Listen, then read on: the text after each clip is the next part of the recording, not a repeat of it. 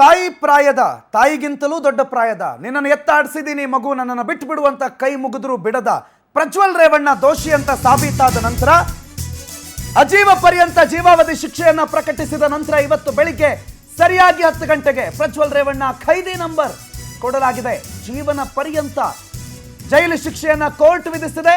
ಪರಪ್ಪನಗ್ರಹಾರದಲ್ಲಿ ಪ್ರಜ್ವಲ್ ರೇವಣ್ಣ ಖೈದಿ number 15528 15528 ಈ ಖೈದಿ ಸಂಖ್ಯೆಯನ್ನ ಕೊಟ್ಟಿದ್ದಾರೆ ಜೈಲಿನ ಸಿಬ್ಬಂದಿ.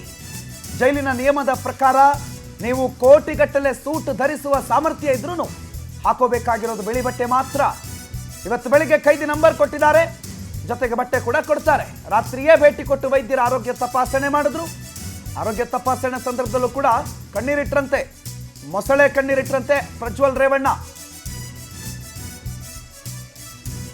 ಜೈಲು ಶಿಕ್ಷೆ ಕೆಲವರು ಈ ಹಾರ್ಟ್ ವೀಕ್ ಇರೋರಿಗೆ ಕೆಲವೊಂದ್ಸಲ ಪ್ರಾಬ್ಲಮ್ ಆಗ್ಬಿಡ್ಬೋದೇನೋ ಅಂತ, ಮತ್ತು ಆತನ ಜೈಲು ಶಿಕ್ಷೆ ವಿಧಿಸುವ ಸಂದರ್ಭದಲ್ಲಿ ಆತನ ಆರೋಗ್ಯ ಪರಿಸ್ಥಿತಿ ಏನು ಅನ್ನೋದನ್ನ ದಾಖಲು ಮಾಡಿಕೊಳ್ಳುವ ಒಂದು ಪ್ರಯತ್ನ. ಆರೋಗ್ಯ ತಪಾಸಣೆ ನಿನ್ನೆ ರಾತ್ರಿಯೇ ನಡೆದಿದೆ. ಡಾಕ್ಟ್ರು ಆರೋಗ್ಯ ತಪಾಸಣೆಗೆ ಬಂದರೆ ಡಾಕ್ಟ್ರ್ ಮುಂದೆ ಕಣ್ಣೀರಿಟ್ಟಿದ್ದಾನೆ ಪ್ರಜ್ವಲ್. ಕಳೆದ ರಾತ್ರಿಯೇ ಜೈಲಲ್ಲಿ ಕಣ್ಣೀರಿಡ್ತಿದ್ದಾನಂತೆ, ಊಟ ತಿಂದಿಲ್ಲ, ಏನು ಬೇಡ ನಿದ್ದೆ ಬೇಡ ಅನ್ನೋ ರೀತಿಯಲ್ಲಿದ್ದಾನಂತೆ. ಜೈಲು ಸಿಬ್ಬಂದಿ ಬಳಿ ನೋವು ತೋಡ್ಕೊಂಡಿದ್ದಾನಂತೆ. ಹೈಕೋರ್ಟ್ ಮೆಟ್ಟಲು ಹೋಗ್ತೀನಿ ಅಂತಾನು ಹೇಳಿದಾನಂತೆ. ವಿಶೇಷ ಭದ್ರತಾ ಸೆಲ್ನಲ್ಲಿ ಪ್ರಜ್ವಲ್ ರೇವಣ್ಣನನ್ನು ಇರಿಸಲಾಗಿದೆ. ಇವತ್ತಿನಿಂದ ಅವರು ಯೂನಿಫಾರ್ಮ್ ವೈಟು ನಂಬರ್ 15528. ರಾಘವೇಂದ್ರ ಬಗ್ಗೆ ಮಾಹಿತಿ ಕೊಡ್ತಾರೆ, ನೇರ ಸಂಪರ್ಕದಲ್ಲಿ ಜಾಯ್ನ್ ಆಗಿದ್ದಾರೆ. ರಾಘವೇಂದ್ರ, ಫೈನಲಿ ಖೈದಿ ನಂಬರ್ ಸಿಕ್ಕಿದೆ. ಖೈದಿ ನಂಬರ್ ಮತ್ತು ಆ ಯೂನಿಫಾರ್ಮ್, ಮುಂದೇನು ಪ್ರಜ್ವಲ್ ರೇವಣ್ಣನ ಕತೆ? ಎಸ್ ಪ್ರಣೋತ್, ಸದ್ಯಕ್ಕಂತೂ ಖೈದಿ ನಂಬರ್ ಸಿಕ್ಕಿದೆ 15528. ಇದು ಪ್ರಜ್ವಲ್ ರೇವಣ್ಣ ಸಜಾ ಬಂದಿ ಖೈದಿ ನಂಬರು. ಇನ್ನು ಮುಂದೆ ಪರಿಸ್ಥಿತಿ ಏನಂದ್ರೆ, ಸಜಾ ಬಂದಿ ಏನೋ ಪರಪ್ಪನಗ್ರಹಾರ ಜೈಲಿನಲ್ಲೇ ಜೀವನ ಪರ್ಯಂತ ಕಾಲವನ್ನ ಕಳೆಯುವಂತ ಒಂದು ಸಮಯ ಅಂತಾನೆ ಹೇಳ್ಬೋದಾಗಿದೆ.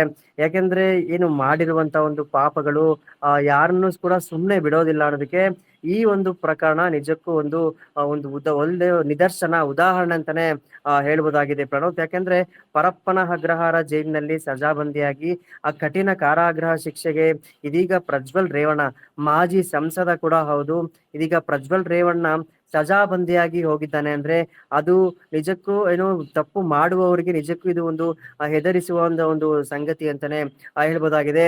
ಮುಂದಿನ ದಿನಗಳಲ್ಲಿ ನಮಗೆ ಒಳ್ಳೆ ಇನ್ಫ್ಲೂಯೆನ್ಸ್ ಇದೆ, ನಮ್ಮ ಹತ್ರ ಹಣ ಇದೆ, ನಾವು ರಾಜಕೀಯವಾಗಿ ಪ್ರಬಲರಾಗಿದ್ದೇವೆ ಅಂತೇಳಿ ತಪ್ಪು ಮಾಡುವಂತವರಿಗೆ ಇದು ಒಂದು ನಿದರ್ಶನ, ಇದು ಒಂದು ಪಾಠ ಅಂತಾನೆ ಹೇಳ್ಬೋದಾಗಿದೆ. ಸದ್ಯಕ್ಕಂತೂ ಪ್ರಜ್ವಲ್ ರೇವಣ್ಣ ಸಜಾಬಂದಿ ನಿನ್ನೆಯಿಂದಲೇ ಸಜಾಬಂದಿಯಾಗಿ ಪರಪ್ಪನ ಅಗ್ರಹಾರದಲ್ಲಿ ಇರುವಂತದ್ದು. ಜೈಲಿನ ನಿಯಮಗಳ ಪ್ರಕಾರ ಬಿಳಿ ಬಟ್ಟೆಯನ್ನ ಪ್ರಜ್ವಲ್ ಧರಿಸಬೇಕು. ಬಿಳಿಯ ಒಂದು ನಿಕ್ಕರ್ ಜೊತೆಗೆ ಒಂದು ಶರ್ಟ್ ಜೊತೆಗೆ ತಲೆಗೆ ಒಂದು ಬಿಳಿಯ ಒಂದು ಟೋಪಿಯ ರೀತಿ ಧರಿಸ್ಬೇಕಾಗುತ್ತೆ.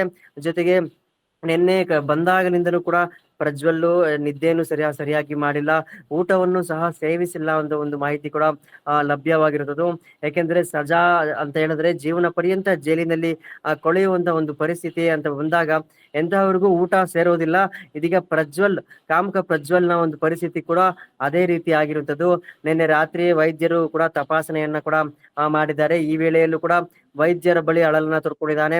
ಜೊತೆಗೆ ಇಂದು ಬೆಳಗ್ಗೆ ಕೂಡ ಏನು ಪ್ರಜ್ವಲ್ ರೇವಣ್ಣ ಕಣ್ಣೀರನ್ನ ಹಾಕಿದ್ದಾನೆ ಅಂತ ಒಂದು ಮಾಹಿತಿ ಕೂಡ ಲಭ್ಯವಾಗಿತ್ತು. ರಾತ್ರಿ ಭೇಟಿ ಸಮಯದಲ್ಲೂ ಆರೋಗ್ಯ ತಪಾಸಣೆಯನ್ನ ಮಾಡಿದ್ದಾರೆ. ಅದಾದ ನಂತರ ಸಿಬ್ಬಂದಿಗಳ ಬಳಿಯೂ ಕೂಡ ಪ್ರಜ್ವಲ್ ರೇವಣ್ಣ ತನ್ನ ನೋವನ್ನ ಹೇಳ್ಕೊಂಡಿದ್ದಾನೆ ಅಂತ ಕೂಡ ಮಾಹಿತಿ ಲಭ್ಯವಾಗಿರುವಂತದ್ದು. ಪ್ರಣೋದ್, ಥ್ಯಾಂಕ್ ಯು ರಾಘವೇಂದ್ರ ಮಾಹಿತಿಗೆ.